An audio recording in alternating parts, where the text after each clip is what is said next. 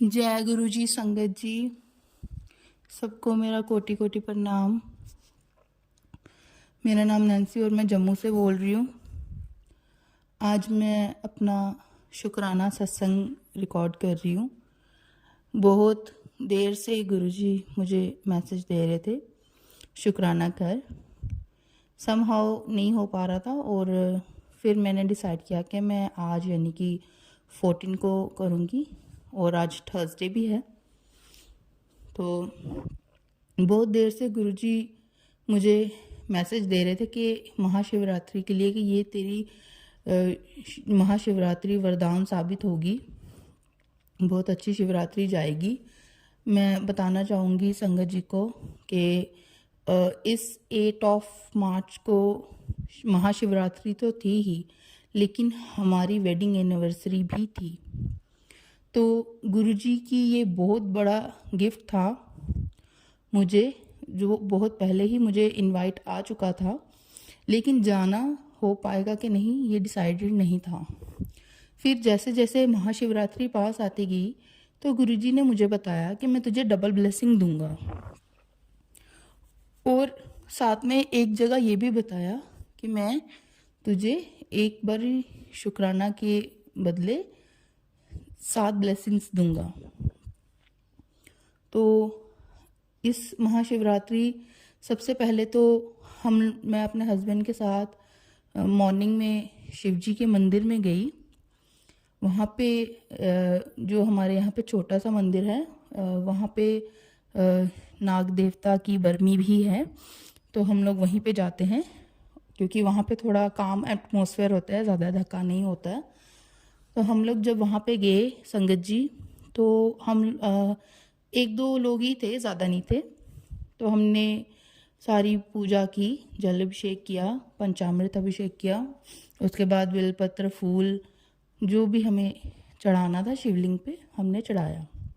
वहाँ पे एक अंकल जी आए, वो भी हमारे साथ शिव जी के ऊपर जल डालने लगे। तो हमारे लिए वो एक साधारण से अन्य व्यक्ति ही थे जो मंदिर आए थे, लेकिन जब मैं अपनी पूजा पाठ करके वापस अपनी सामान की तरफ आई, जो पूजा का सामान होता है, तो वो अंकल भी वहीं खड़े थे। तो उन्होंने मेरे तरफ देखा और हंसा और मुझे पूछा, और बेटा क्या हाल है। मैं 1 सेकंड के लिए उनका फेस देखती रही, तो मुझे लगा शायद मेरे हस्बैंड के नोन है। तो मैंने नमस्ते की और मैंने पूछ दिया कि और आप बताएं फैमिली में सब ठीक है। तो उन्होंने कहा हाँ, सब फैमिली में ठीक है। लेकिन संगत जी उस टाइम मुझे ना अंदर से पता नहीं क्यों फीलिंग आई कि ये जो मैं पूछ रही हूँ फैमिली में सब ठीक हैं, ये मैं उनको नहीं पूछ रही हूँ, ये मैं शिवजी महाराज को पूछ रही हूँ। तो बाद में मेरे हस्बैंड पीछे से आए, तो मैंने नोटिस किया तो उन अंकल ने मेरे हस्बैंड को बुलाया ही नहीं। तो मुझे बड़ा अजीब लगा क्योंकि मैंने वो अंकल कभी नहीं देखे थे अपनी लाइफ में, और मेरे हस्बैंड को वो जानते नहीं। मतलब उन्होंने अगर उनको जानते तो उनको पहले बुलाते और बाद में वो अपनी वाइफ से इंट्रोड्यूस करते। तो मेरे हस्बैंड भी बड़े फिर जब हम मंदिर से बाहर आ गए वो मुझे पूछते ये कौन था, ये तुम्हारे पहचान वाला था। मैंने कहा मैं उल्टा सोच रही थी ये आपके पहचान वाला है, तो इन्होंने आपको क्यों नहीं बुलाया पहले। संगत जी वो कुछ नहीं, कोई नहीं था, वो गुरुजी थे। क्योंकि जब आप ससुराल वाली साइड में आ जाते हैं तो आपके पहचान वाले कम और आपके हस्बैंड या इन लॉज के पहचान वाले वहाँ ज़्यादा होते हैं।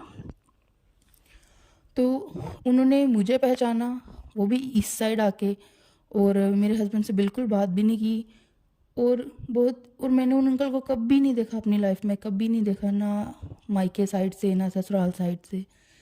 तो इस तरह से गुरुजी ने मुझे सबसे पहले मंदिर में दर्शन दिए, उसके बाद हमें गुरुजी के सत्संग का इनवाइट था, बहुत बड़ा महासत्संग था वो, हम वहाँ गए, बहुत अच्छा लगा।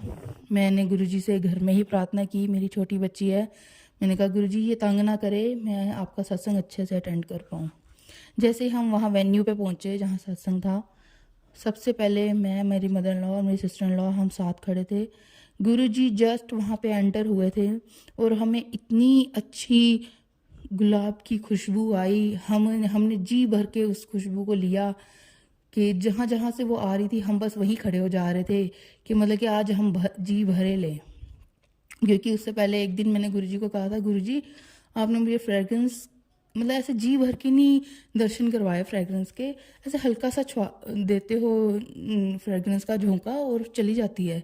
तो उस दिन हमने जी भर के उनकी खुशबू के दर्शन किए। उसके बाद हम आगे बढ़े तो हम वहाँ पे हमने सत्संग फिर स्टार्ट हुआ। समहाउ ठीक रहा, मेरी बच्ची ने ज़्यादा तंग नहीं किया। उसके बाद जब लंगर प्रसाद की बारी आई तो हम पीछे बैठे थे, मतलब कि पहले मेन हॉल था, फिर हमें बाहर लॉन था, लॉन में कॉरिडोर से हम कॉरिडोर में थे। तो हमारा लंगर प्रसाद जो है वो बहुत लेट आना था। और ऐसे तो हमने महाशिवरात्रि का व्रत रखा था, लेकिन गुरुजी कहते हैं कि जब हमारे दरबार आना तो व्रत वगैरह नहीं होता है, ये प्रसाद है, दवाई है, इसे आप खा सकते हैं। तो मैंने डिसाइड किया था मेरे आगे अगर व्रत की थाली आई तो मैं व्रत का खाऊंगी, अगर मेरी नॉर्मल रोटी प्रसाद आया तो मैं वो खाऊंगी।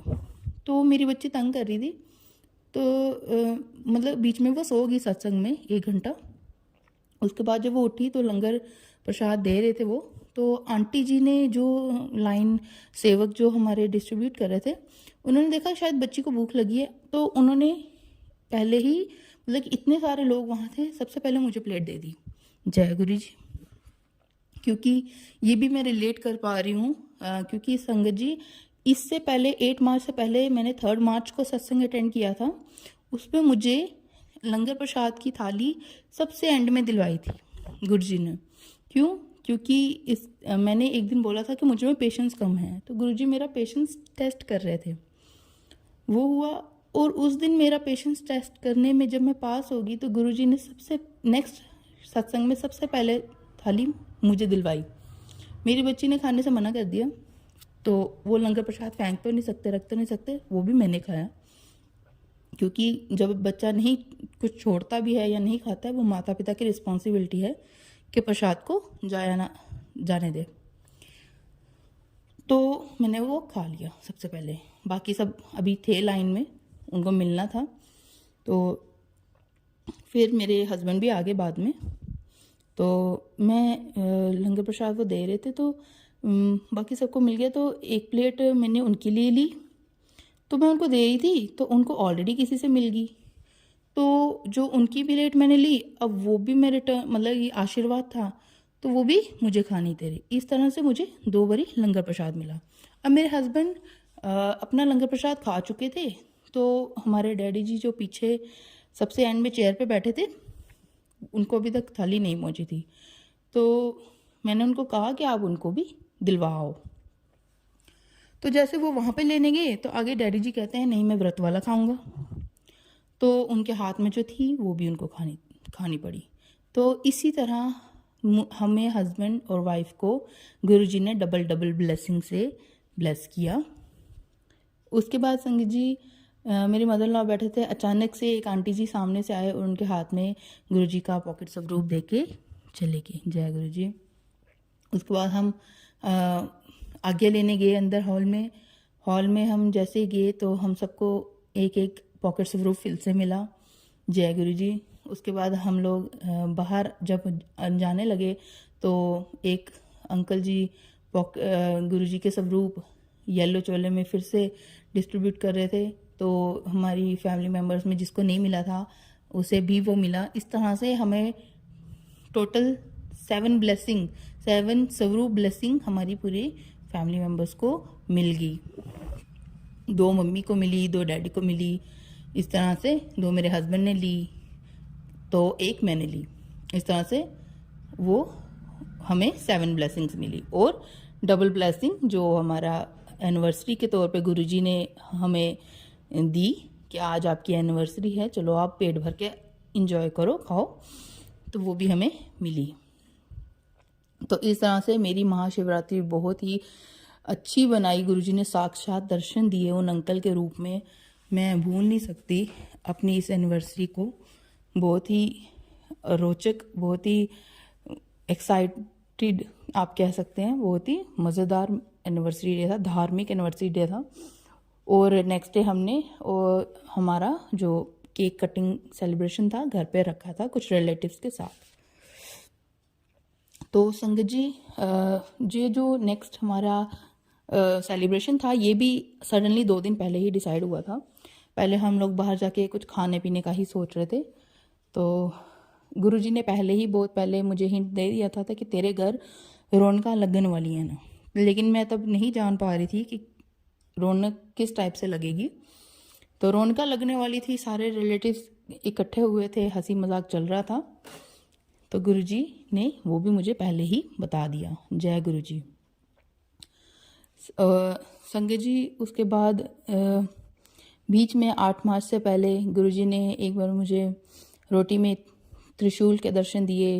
रोटी में 7 नंबर की ब्लेसिंग पूरी क्लियर उन्होंने दर्शन दी, कोई छोटा नहीं, एकदम बड़ा बड़ा बना था। तो मैं गुरुजी की बहुत बहुत आभारी हूँ अपने उनके इस आशीर्वाद के लिए।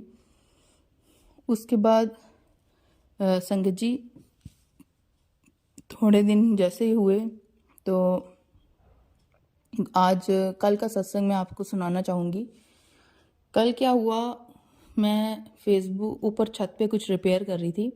सडनली फेसबुक स्क्रॉल करते गुरुजी का मैसेज फ्लैश हुआ कि मैं तेरे गेट पे खड़ा हूँ खुशियाँ लेके। तो मैं भागी गेट की तरफ। मैं 5 मिनट खड़ी रही गेट खोल के। तो मैंने गेट पे खड़े खड़े ही गुरुजी को बोला कि गुरुजी अगर आप यहाँ हो तो आप मुझे कोई हिंट दो, आप कोई मुझे इशारा दो। 5 मिनट खड़े होने के बाद मैं वापस छत पे आई और छत पे संगत जी सिर्फ 1 मिनट की हल्की हल्की बौछार हुई। गुरुजी ने अमृत वर्षा करा के मुझे ये बताया कि हाँ मैं हूँ, क्योंकि मैंने एक सत्संग सुना था, वहाँ उन्होंने बताया था कि जब गुरुजी आते हैं तो अमृत वर्षा होती है। तो सिर्फ 1 मिनट वो वर्षा हुई, ना कम ना ज़्यादा। मैंने उसे अपने ऊपर लिया, मैंने बहुत ही ब्लेस्ड फील किया। उसके बाद गुरुजी मैसेज के थ्रू मुझे हिंट दे रहे थे बहुत देर से कि तेरे घर में एक लाल धागा बेड के लेफ्ट या राइट में पड़ा है। बहुत दिन से मैं ढूंढ रही थी, कुछ धागे मैंने निकाल दिए थे, वो राखी के थे, लेकिन सडनली एक दिन मैंने अपना जो मैट्रेस है उसको उठाया तो मेरे बेड के नीचे एक मुझे जो रोली थी लाल वो मिली और मैंने उसको निकाल के बाहर फेंक दिया। अभी भी गुरुजी हिंट दे रहे हैं कुछ कि अभी भी एक आधा सामान जो है तेरे घर में कुछ पड़ा है तो मैं उसे भी बाहर निकाल दूंगी। इस तरह से गुरु महाराज हम पे छोटी छोटी कृपा कर रहे हैं। और अभी गुरुजी मुझे बहुत कुछ बड़ा होने के हिंट दे रहे हैं। जैसे ही वो चीज़ को मैं पहचान नहीं पा रही हूँ, शायद मैं उस चीज़ को मैंने वो सोचा भी नहीं है कि वो चीज़ मेरे साथ होगी, क्योंकि गुरुजी जिस तरह से बता रहे हैं कि तेरी उम्मीद से बड़ा तुझे दूंगा, तो शायद मुझे उस चीज़ की उम्मीद ही नहीं है और मैं सोच भी नहीं पा रही हूँ। तो बस जैसे ही वो गुरुजी हम पे कृपा करेंगे, अपनी कृपा दृष्टि करेंगे, तो वो सत्संग में मैं शेयर करूँगी। और एक और चीज़ जो मेरे दिमाग में आ रही है संगत जी, एक दिन मुझे मैसेज आता है तेरे घर शायद वर्षा होगी। तो नेक्स्ट डे ही मॉर्निंग में मुझे गुरुजी ने स्वप्न में दिखाया कि मेरे घर में उनके स्वरूप से शहद बरस रहा है, हमारी दीवारों से शहद बरस रहा है। मैं अपने आसपास के पड़ोसी और रिलेटिव्स को बुला के लाती हूँ कि देखो हमारे घर में शहद वर्षा हो रही है।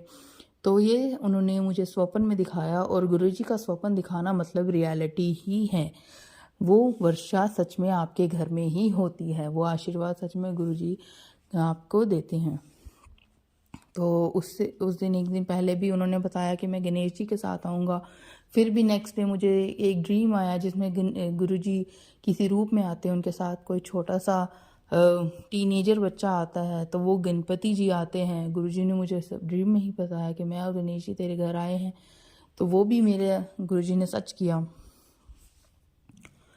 इसी तरह संगत जी अभी 1-2 दिन पहले की ही बात है, मेरी अपने अंकल से थोड़ी सी अनबन हो गई और किसी बात पे, तो हमने बातचीत अपनी बंद कर दी। और फिर गुरुजी का ही मुझे मैसेज आने लगा मेरे हस्बैंड से रिलेटेड कि जो तेरी कदर नहीं करते वो तेरी कदर ज़रूर करेंगे। और फिर डायरेक्ट उन्होंने बोला कि तेरा पति तेरी रिस्पेक्ट ज़रूर करेगा। तो संगत जी क्या होता था ना, पहले जब हम दोनों में खिटपिट होती थी या ऐसा कुछ होता था तो मुझे बहुत ही ऐसे पैनिक सा हो जाता था, बहुत ही परेशान सी हो जाती थी। लेकिन अब गुरुजी की कृपा से मैं काफ़ी रिलैक्स हूँ, क्योंकि मुझे पता है गुरुजी हैं संभालने के लिए। और संगत जी मैं आपको परसों का ही एक सत्संग और सुनाना चाहूँगी। मैं किचन की सफाई कर रही थी और सफाई करते करते मैं कुछ आगे पीछे एडजस्टमेंट कर रही थी जो चीज़ें मुझे नहीं चाहिए। तो मुझे डोर से एंटर होना था कुछ भारी सामान लेके। तो मेरे फादर इन लॉ को लगा कि ये खोल नहीं पाएगी, तो वो मेरे लिए डोर खोलने के लिए अंदर आने लगे। तो जैसे ही वो अंदर आने लगे उनका पाँव जो है टाइल का एक पीस पड़ा था उससे टकरा गया और वो टाइल उनके पाँव में लग गई और वो उनके साथ ही 1-2 स्टेप तक साथ में चली टाइल पाँव के साथ। तो उनको 3 जगह चोट आ गई पाँव में। तो उस टाइम मतलब उनको हमने संभाला, थोड़ा तेल वेल लगाया और उसका ही जवाब गुरुजी ने आज दिया कि बहुत बड़ा संकट था, छोटे में मैंने कष्ट कटवा दिया, दर्द तो होगी मगर ये सोचो कि बहुत बड़ी दर्द से मैंने तुम्हें बचा लिया। तो जय गुरुजी, शुक्राना गुरुजी, क्योंकि जब उनको लगी मैं समझ गई थी कोई ना कोई कष्ट आया था जो गुरुजी ने छोटा करके टाल दिया। तो इस तरह से हमारे गुरुजी हम पे मेहर करते हैं, हम पे कृपा करते हैं। हमें 1 मिनट भी उन पे डाउट नहीं करना चाहिए। वो साक्षात महाशिव है, हमारी कोई औकात नहीं है उनके आगे इफ़ एंड बट लगाने की। अगर उन्होंने जो बोला है वो ज़रूर होता है। संगत जी, गुरुजी टेस्ट भी करते हैं आपको, गुरुजी आपको टेस्ट भी करेंगे। तो आपने अपना विश्वास डगमगाना नहीं है। जिस तरह से हम कभी कभी किसी को वादा करके हम भूल जाते हैं, वो तो हम तो इंसान हैं, पापी हैं, लेकिन वो भगवान हैं। तो अगर वो आपको कुछ बोलते हैं और वो तय कार्य में या समय में नहीं हो पाता है तो आपने ये नहीं करना है कि गुरुजी आपने तो बोला था। आपने उनकी इच्छा समझ के करना है, क्योंकि आपको नहीं पता कि आपके कौन से कर्म उस कार्य के बीच में आ गया जिसको गुरुजी को कटवाने में टाइम लगेगा। और संगत जी, मैं आपको ये क्लियर कर दूं कि गुरुजी इतने अच्छे हैं कि कुछ कष्ट तो वो आपके सपनों में ही काट देते हैं। आपको जब कोई बुरा ड्रीम कुछ ऐसा आता है और वैसा कुछ सब दर्शन होते हैं तो वो कष्ट आपके काट देते हैं। तो एक चीज़ मैं बताना भूल गई, जब मेरे फादर इन लॉ को लगी उसके नेक्स्ट मॉर्निंग ही उनको ड्रीम में गुरुजी ने अपने दर्शन दिए, उन्हें लंगर प्रसाद दिया, अपना